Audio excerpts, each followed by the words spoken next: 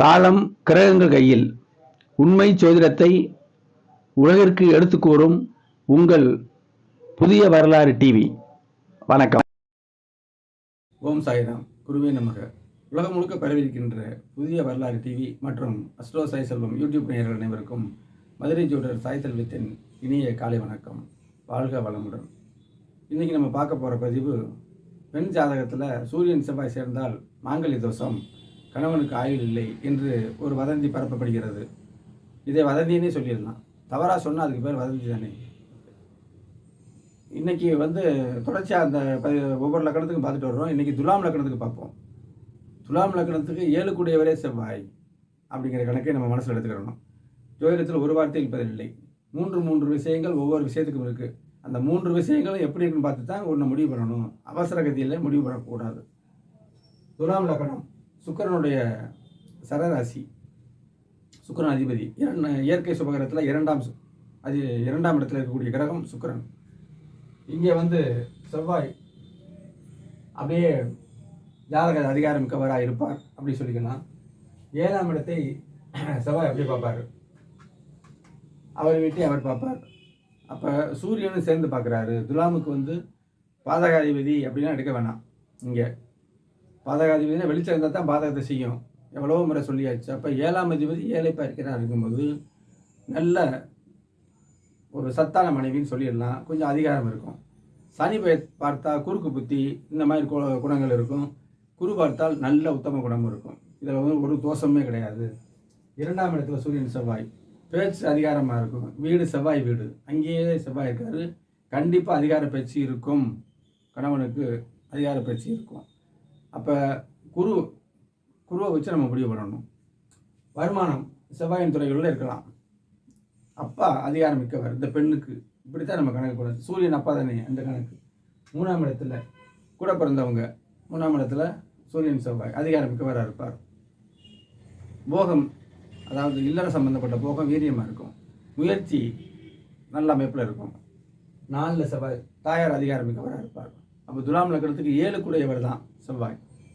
7 கூடையவர் 4ஆம் இடத்துல தாயார் அதிகாரமாக இருப்பார். 7 கூடையவர் 4 இருக்கிறதுனால அது ஒன்றும் தப்பு இல்லை. இது சூரியன் அங்கே இருக்கிறது சூரியன் அங்கே இருக்கிறது அது ஒன்றும் தவறு இல்லைங்க. 4ஆம் இடம்ங்கிறது ஒரு பெரிய கெடுதலாம் கிடையாது. சனியோட நிலையை வச்சு சொல்லணும். 5ஆம் இடத்துல செவ்வாய் வரக்கூடாது. அதை ஏற்கனவே சொன்ன மாதிரி ஆண் குழந்தைகளுக்கு வாரிசு தடை இருக்கும். ஆனால் குருபவன நிலையை வச்சு தான் அதை சொல்லணும். 5ஆம் இடம் சிந்தனை ஸ்தானம். செவ்வாய் அவசர கதியில் முடிவெடுப்பார். சூரியன் இங்கே இருக்கா அது. அப்போ குழந்தைகள் நலம் சனியுடைய நிலையும் குருவுடைய நிலையும் வச்சு நம்ம சொல்லணும். 5ஆம் இடத்துல அதிர்ஷ்ட ஸ்தானத்தில் பாவக்கிரகங்கள் இருக்கவே கூடாது. அது நல்லது அல்ல. 6ஆம் இடத்துல சூரியன் செவ்வாய் 7 கூடிய கிரகம் 6. 6ஆம் இடம் தொட்டால் அதாவது வெளிச்சத்தை பொறுத்து வெளிச்சமாக இருந்தால் வேலை செய்யும் கணவன், வெளிச்சம் இல்லைன்னா தன் கருத்துக்கு எதிர்கருத்து சண்டை பிடிக்கிற கணவன் சொல்லணும். இதெல்லாம் இருக்கிறதா சொல்லணும். எல்லாத்துக்கும் அப்படி அமையாது. சனி பார்த்தால் கூடுதல் கெடுதல், குரு பார்த்துட்டா அந்த எதிரித்தன்மையே இருக்காது.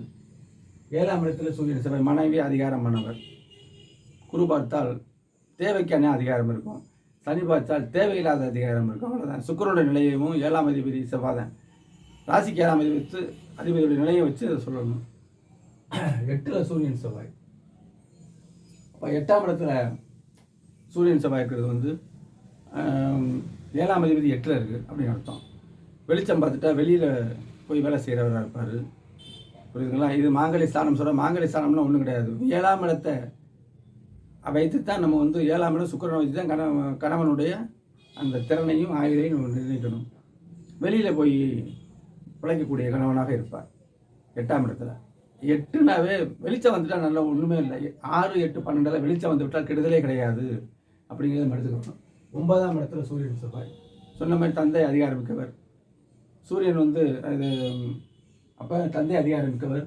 9ஆம் இடம் சூரியனே லாபத்தில் நிற்கிறாரு. லாபாதிபதி தான். லாபாதிபதி 9ஆம் இடத்துல இருக்காரு. செவ்வாயின் துறையில் அப்பா லாபம் பெறலாம். இப்படித்தான். சனி பார்த்தால் கெடுதல், குரு பார்த்தால் நன்மை. 10ஆம் இடத்துல சூரியன் செவ்வாய் ஏற்கனவே சொன்னது மாதிரி தாங்க. 10ஆம் இடம் அதிகமான 2 கிரகங்கள் வலுப்பெறக்கூடாது. உச்சி பொழுதில் பறக்கக்கூடியதாக இருக்குது.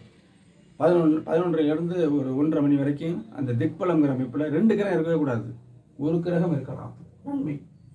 சரிங்களா? 10ஆம் இடத்துல. அப்போ இது 7ஆம் அதிபதி 10ல் இருக்கும்போது நல்ல தொழில் பண்ணுற அரசு வேலை கணவனும் கிடைக்கலாம். உங்கள் ஜாதகத்தை பார்த்து சொல்லணும். 11ல் எல்லா கிரகமும் நன்மை தான். 11ஆம் பாதக ஸ்தானம் அப்படிலாம் இல்லை. வெளிச்சம் 11 கூடிய கிரகம் வந்து நல்ல வெளிச்சம் பண்ண தான் பாதகத்தை செய்யும். அதெல்லாம் இப்போ இல்லை. 11ஆம் இடத்துல சகோதரர் லாபமாக இருப்பார். இந்த ஜாதகிக்கு சகோதரர், செவ்வாய்க்கு சகோதரர். 7ஆம் அதிபதி செவ்வாய், கணவன் லாபம். இப்போ திருமணம் பொறுத்த வரும்போது 7ஆம் அதிபதி 11 தான் அப்படியே கண்ணை மூடிட்டு செய்யலாம். அது மட்டும் தீர்வு இல்லை, உள்ளேயும் போய் பார்க்கணும். 12ல் செவ்வாய், ஏற்கனவே சொன்ன மாதிரி இது செவ்வாய் வந்து 7ஆம் அதிபதி, அதாவது கணவன் விரைய அதாவது செலவாளியாக இருப்பார். சனி பார்த்தா தேவையில்லாத செலவு, குரு பார்த்தா தேவையான செலவு. இவ்வளோதான். ஜோசியம் வந்து மகா அற்புதம். புரிந்து கொண்டால் மட்டுமே எளிமையான விஷயங்கள். உங்கள் ஜாதகத்தில் துலாம் லக்கணம் அமர்ந்து, உங்களது ஜாதகம், உங்கள் பிள்ளைகள் ஜாதகம், உங்கள் உறவினர் ஜாதகத்தில் துலா லக்கணம் அமைந்து சூரியன் செவ்வாய் சேர்ந்தால் என்ன பலன் என்பதை இந்த வாட்ஸ்அப்பில் கட்டினால் மிக தெளிவாக கிரக விளக்கத்தோட பலன் சொல்கிறேன். நாளை விருச்சிக லக்கணத்துக்கான பலன்களை துல்லியமாக பார்ப்போம். அதுவரை வணக்கம் கூறி விடைபெறுவது உங்கள் அபிமான மதுரை ஜோதிடர் ஜோதிஷாச்சாரியா ஜோதிட பானு சாய் செல்வம். நன்றி, வணக்கம், வாழ்க வளமுடன்.